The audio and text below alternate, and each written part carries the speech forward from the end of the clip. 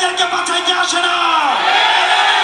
আমরা ডিবি হারুনের শাসন দেখেছি, আমরা বিপ্লবের শাসন দেখেছি, আমরা হাবিবের শাসন দেখেছি, আমরা বেনজিরের শাসন দেখেছি।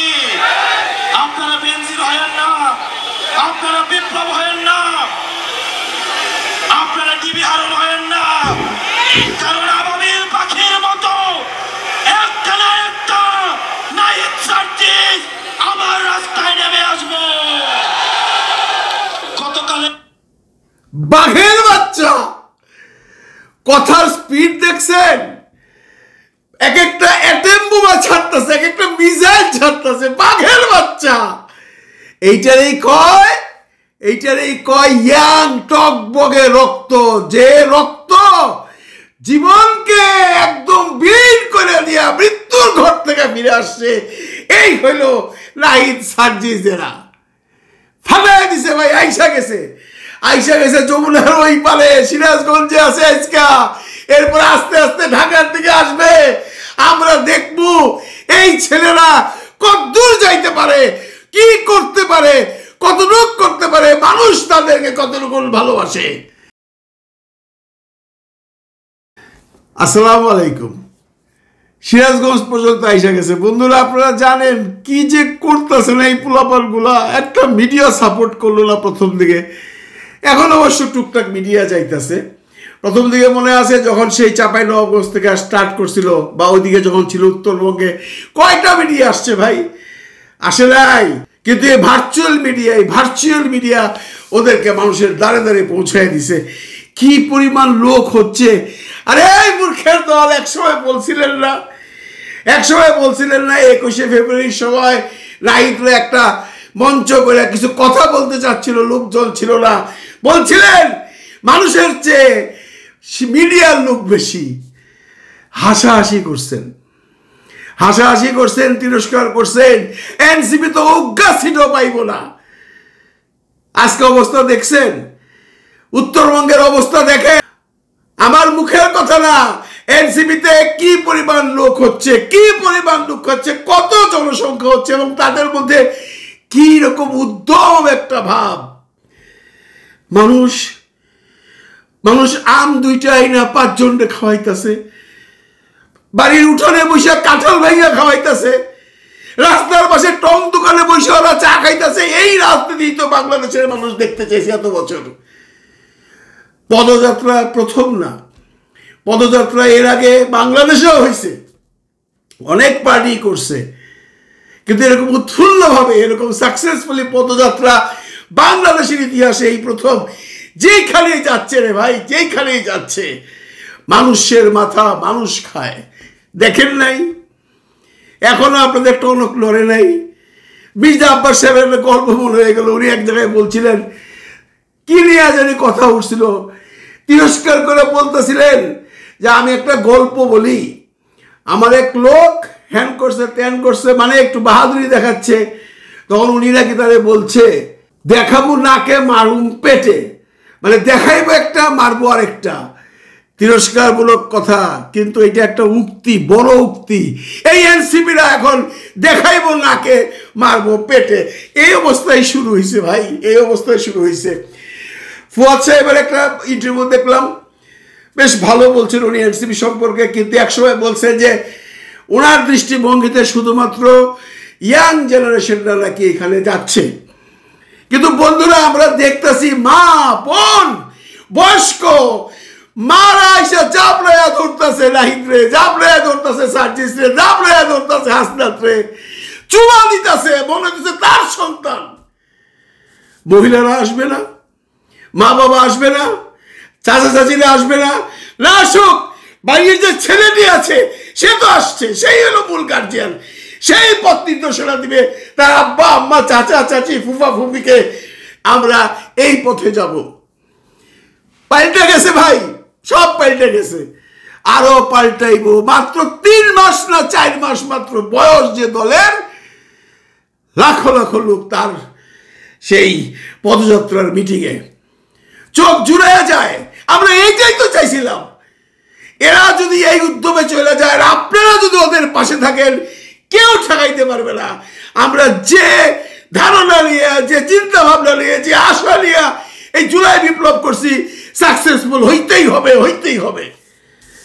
একটা জরিপ করছে সেনাম, ওইখানে বলতেছে এনসিপির ভোট সংখ্যা 15%, ইয়াং ছেলেমেয়েদের মধ্যে করছে 2000 মানুষের বা 2000 ইয়াং ছেলেপেলের জরিপ অনুযায়ী এনসিপির ভোট সংখ্যা মাত্র বা এনসিপির সাপোর্ট মাত্র 15%।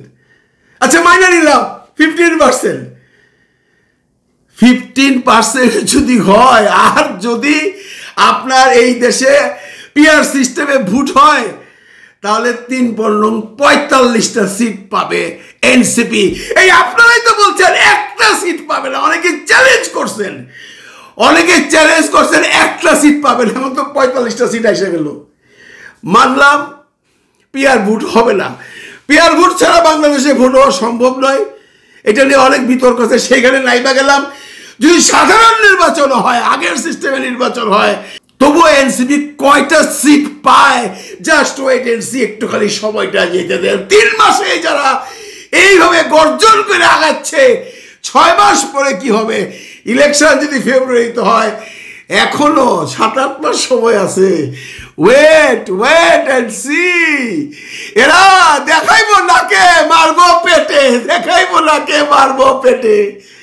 এখন এনসিপিকে বিভিন্নভাবে পচানোর লাইগা বন্ধুরা আপনারা জানেন বিভিন্ন রকম কুৎসা ঘটনা হচ্ছে। ইদানিংকালে যে একটা ঘটনা ঘটছে, এইটা নিয়ে কেউ আলোচনা করে না। এই মিডিয়ায় বলছে সার্জিসের বন্ধুর ঘরে 2 কোটি টাকা পাওয়া গেছে, ফলাও করে নিউজ আসছে, অনেকেই দেখছেন। আমরা ছিছি দিছি, থুতু দিছি, আমরা ভাবছি এরা সব ডিরেক্ট হয়ে গেছে, এরা পয়সার পিছনে দৌড়াইতেছে, এই বিপ্লব আর সাকসেস হবে না। কিন্তু গত পরশুদিন রিউমার স্ক্যানার এটা বের করছে, এই যে 2 কোটি টাকার ব্যাপারে যে সার্জেসের উপরে কলঙ্ক দেওয়া হয়েছে, এটা আসলে ঢাকার সে বিহারি কলোনি, সেই কলোনির থেকে মাদক দ্রব্য বিক্রির 2 কোটি টাকা, সেইটাকে তারা বিভিন্ন রকম ফটোকার্ড করে বাজারে ছাইরা সার্জিসের কাছে বন্দুকটা রাখছে।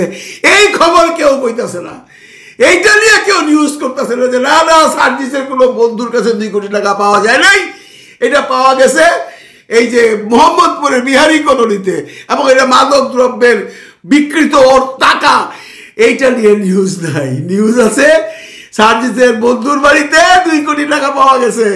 এই হলো আমাদের মিডিয়া বিক্রি হয়ে গেছে ভাই। মিডিয়া এখন ওদের সাথে নাই। কিন্তু মিডিয়া, আপনারা একটা কথা মনে রেখেন, আপনাদের মিডিয়া মানুষ দেখে না।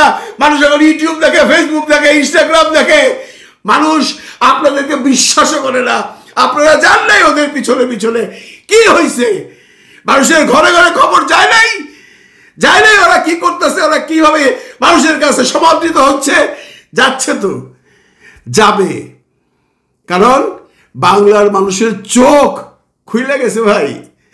আগে সেই দিন নাই, যাই বুঝাইবেন তাই বুঝবো। এখন দিব্য চোখে যা দেখবে তাই বিশ্বাস করবে। আপনারা যতই বদনাম করেন, সার্জিস এটা করছে, তারপরে অমুক এইটা করতে থাকেন, প্রমাণ তো দিতে পারেন নাই, একটারও প্রমাণ দিতে পারেন নাই। চালা যান।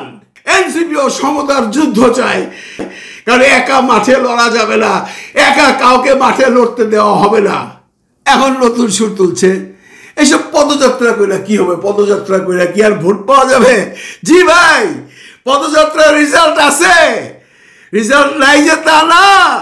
মানুষ কিন্তু ভোট দিতে যায় সেই মানুষকে, সেই শক্তিশালী দলকে বা সেই শক্তিশালী মানুষটাকে, যার পিছনে শক্তি আছে, যার পিছনে মানুষ আছে, যার পিছনে অর্থ আছে। এনসিপিকে তো আপনারা ধরে নিয়েছিলেন পোলাপান মানুষ, কি করবে? এই সমস্ত কিছু করতেই পারবে না, ঘরের মধ্যে বসে থাকবে। হয়তো নাহিদ আর এই হাসনাত রামিলা 2-1টা সিট পিট পাবে।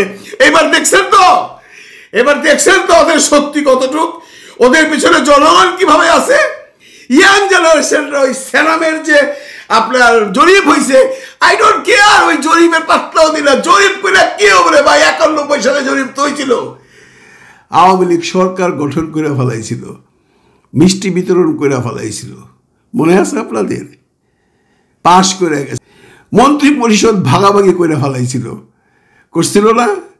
পাশ করছে ঘন্টা দেখাইয়া বিএনপি প্রচুর ভোটে জয় হইয়া সরকার গঠন করছিল। কাজে কাউরে ছোট করেন না। এনসিপি আজকে যে অবস্থায় আছে এর পরবর্তী অবস্থা কি হবে আপনিও জানেন না, আমিও জানি না। কেউ ভাইবেন না যে অমুক দল সরকার গঠন করে ফেলাইছে বা অমুক দল সরকার গঠন করে ফেলাইব, ভাববার কোনো অবকাশ নাই। এটা আজ থেকে 30 বছর আগের রাজনীতি নাই, এখন ডিজিটাল রাজনীতি। মানুষের বুদ্ধি হয়েছে, মানুষের বিবেক হয়েছে, মানুষ সারা পৃথিবী দেখে ঘরের মধ্যে বসে। তারা নির্ধারণ করতে পারে কার পিছনে গেলে আমাদের মঙ্গল হবে, কার পিছনে গেলে দেশের মঙ্গল হবে। দেখা যাক না, আপনারা আপনাদের মতো পদযাত্রা করেন, এনসিপিকে করতে দেন, কেউ সাহায্য করেন না করেন, দে ডোন্ট কেয়ার। ওরা ওদের মতো করে যাচ্ছে। দেখছেন একজনের চেহারা কি হয়েছে, কোথায় রাত্রিবেলায় ঘুমাইছে, সকাল উঠে আবার দৌড়াইতেছে, রাস্তার কিনারে রাস্তা খাইয়া, আম খাইয়া, কাঁঠাল খাইয়া, মুড়ি খাইয়া দৌড়াইতেছে। এরকম পদযাত্রা আপনারা কখনো বাংলাদেশে দেখছেন? দেখেন নাই, আরো অনেক কিছু দেখবেন। আবারও শেষ পর্যন্ত বলি, বাঘের গর্জন দেওয়া হয়ে গেছে, এরা দেখাবে নাকে, মারবে পেটে। ভালো থাকবেন সবাই, ভালো রাখবেন সবাইকে। আল্লাহ হাফিজ।